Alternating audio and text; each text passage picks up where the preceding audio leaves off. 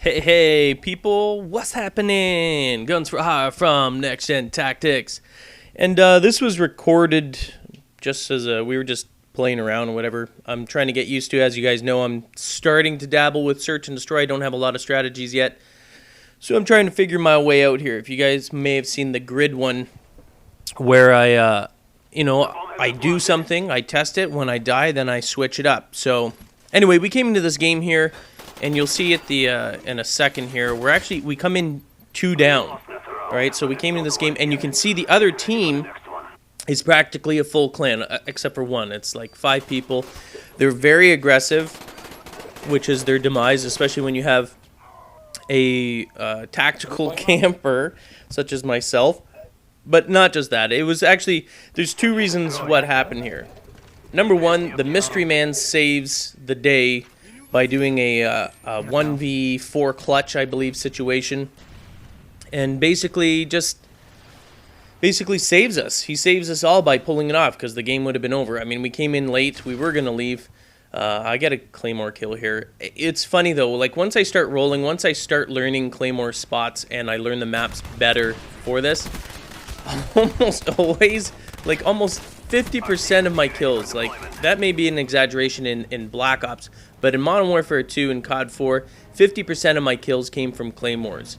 And it's important. A lot of people struggle with Claymores, but I don't know. Because I started early with them, I never really had that big of a problem with Claymores, and I learned. And it was actually a long document I came across, or it was, I think it was Spartabite came across, and he said, hey, here, check this out.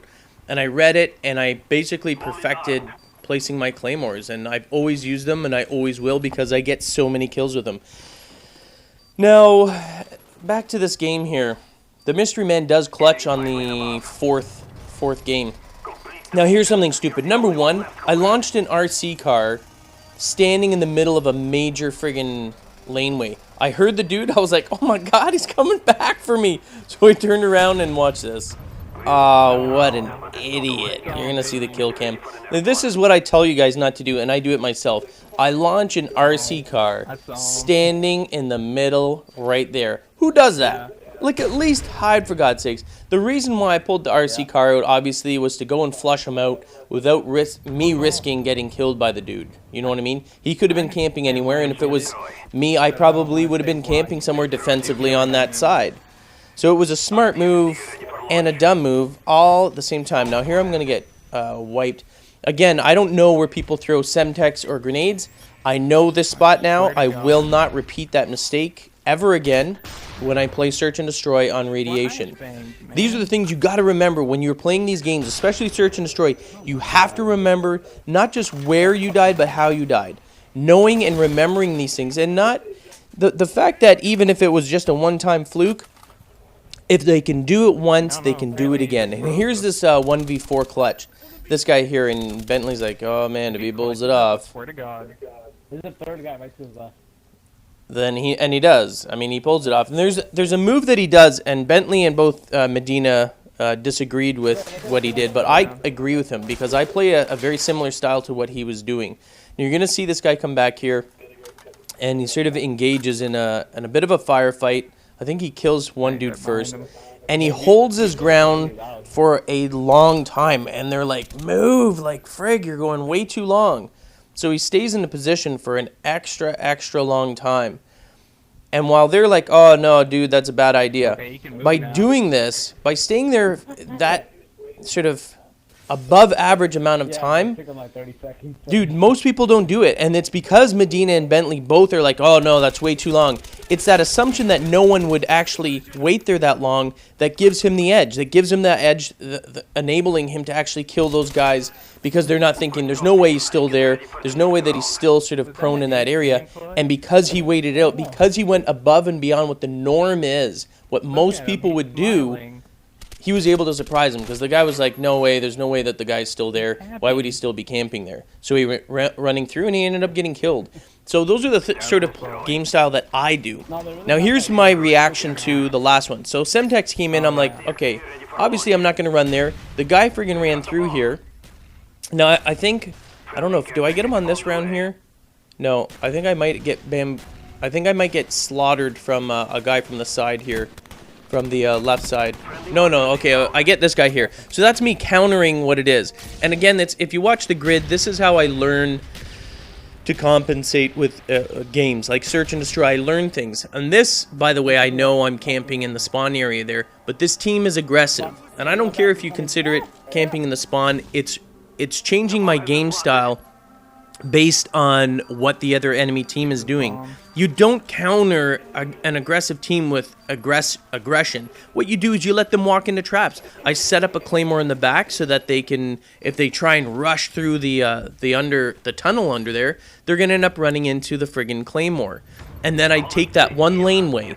The problem is you're gonna see next round I do the same thing without the claymore, which is kind of foolish, and you're gonna see me actually getting popped from the left side because the team is aggressive, but I use the same thing, and they're kind of doing the same thing. They're changing up their plan based on what happened. So that same guy that maybe ran through that laneway there or exposed himself, he's not going to do the same thing. So obviously he's one of these gamers that does take it seriously, because I watch the laneway, nothing, and then I get popped because I'm foolish.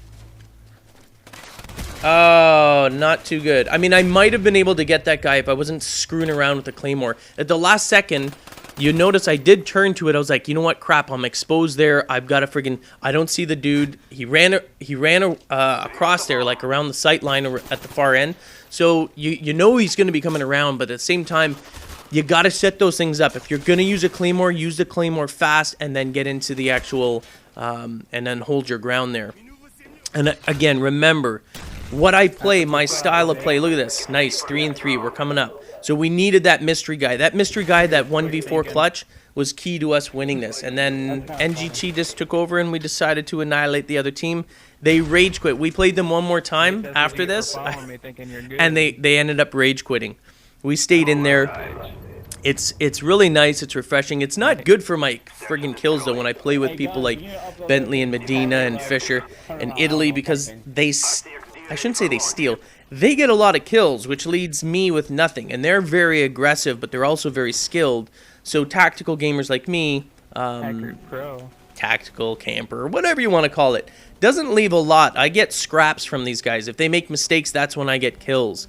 But on a whole, when we play, you know, as a team, we typically will kill, especially in pub matches. What I normally ask them to do for footage is to play like they're playing in GBs. Because in GBs, Medina does not go running out like a freaking crazed maniac. He plays cautiously and he plays smart. But he knows in public matches that he can just go like Rambo and go running through and killing people. But at the same time, you're going to run into a lot of claymores. And just like me and everyone else, you'll hear him piss and moan. And here's, I think, the end. This is it. This is where it gets all crazy and I'm like, holy crap. There's one kill. Claymore goes off. He's inside. Oh my god, I'm gonna die. No, for the win. Very lucky, but that was an awesome game. We came in 2 games down. We all died. The guy got a clutch on the 4th friggin' game to bring us to 1 and 3. And then we came back and annihilated them. Anyway, that's it. That was a lot of fun. Not much strategy there. Again, just showing you how I switch things up. I probably won't be showing many more training videos in the future, just more strategy once I have them figured out. Peace. Get the latest updates and stay in touch with the NGT community with their all-new Facebook application. Check the description of the video for details.